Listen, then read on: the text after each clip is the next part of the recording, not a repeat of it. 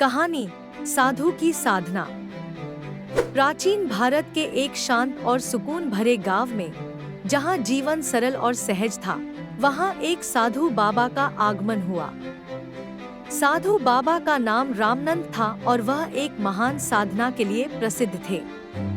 उनके कपड़े साधारण थे, लेकिन उनकी आंखों में गहरी शांति और ज्ञान की चमक थी।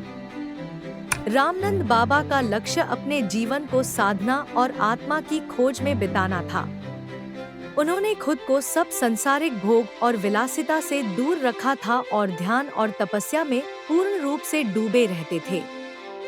उनकी तपस्या इतनी गहन थी कि गांव वालों ने उन्हें महान साधक की उपाधि दी थी। गांव के लोग साधु बाबा की महानता और उनके आत्मा के प्रकाश से प्रेरित होकर उन्हें सम्मान देते थे। उनकी उपस्थिति ने गांव में शांति और सामंजस्य का माहौल बना दिया था। लोग अपने व्यक्तिगत और सामूहिक मुद्दों के समाधान के लिए साधु बाबा से मार्गदर्शन लेते थे। लेकिन एक दिन गांव में एक बड़ा संकट आया। सूखा और बेमौसम बारिश ने गांव की मुख्य फसल को पूरी तरह से बर्बाद कर दिया था। गांव वालों के पास खाने के लिए कुछ भी नहीं था और वे असहाय महसूस कर रहे थे। किसान, मजदूर और छोटे छोटे व्यापारियों की हालत खराब हो गई थी। उनके चेहरों पर चिंता और उदासी का बादल छाया हुआ था।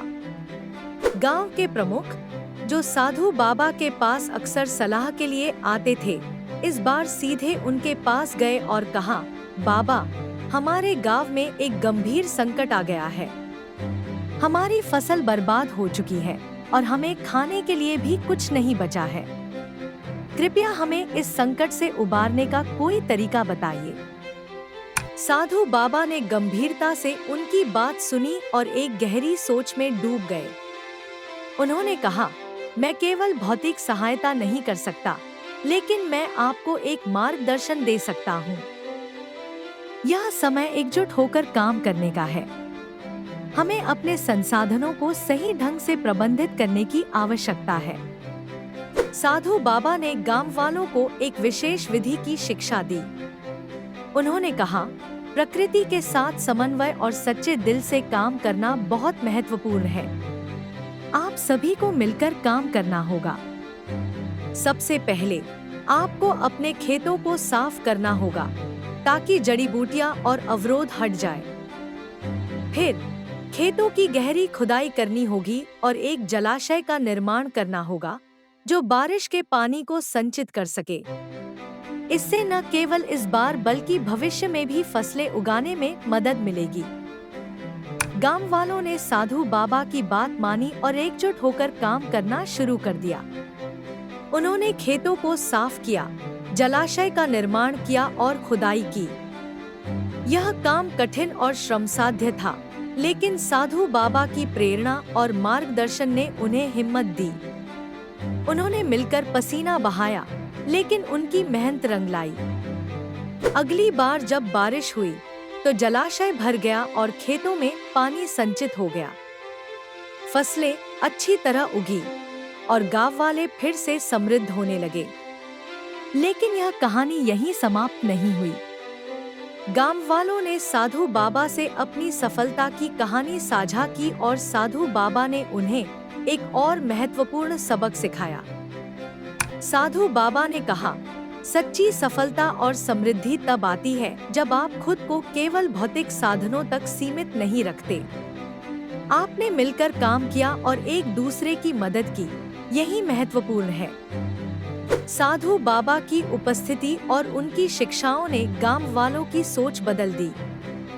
वे अब केवल अपनी भौतिक जरूरतों पर ध्यान नहीं देते थे, बल्कि समाज और प्रकृति के साथ संतुलित जीवन जीने लगे। वे एकजुट होकर काम करते थे और पर्यावरण के साथ समन्वय बनाए रखते थे। उन्होंने एक नई पहल शुरू की, जिसमें वे प्राकृतिक संसाधनों का संरक्षण और उचित उपयोग सुनिश्चित करने लगे। साधु बाबा की शिक्षाएं केवल गांव वालों तक ही सीमित नहीं रही।